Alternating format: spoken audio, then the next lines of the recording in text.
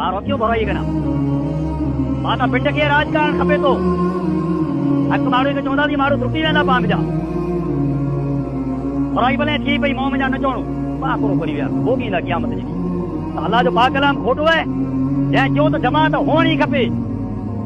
आहे का जमात ऐं मां त पढ़ण वारा त डिगे पाण कोठे जे अंदर पर हक़ जी ॻाल्हि मथे कोठे कोठी वारो आहे हक़ पोइ चए तुंहिंजे रस्ता खुला बंदि कया आया राह खुला बंदि कया आया गुनाह खुला थिए था टेका ॾेई गुनाह जा कम पाण करायूं था माण्हुनि खे घर जा पैसा ख़र्च करे माण्हुनि खे गुनाह जा कम मथे उभारियूं था हीअ पंहिंजी हालत आहे कि अञा तौबा करण जो तौबा ईअं न आई तौबा जे करे करण आया आहियो त हीउ वाइदो वचन करियो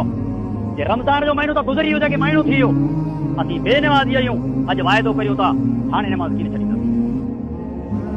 हिन मैदान जे अंदरि रब आया आहियूं तौबा करण असां कंहिंजी ज़मीन दबाई आहे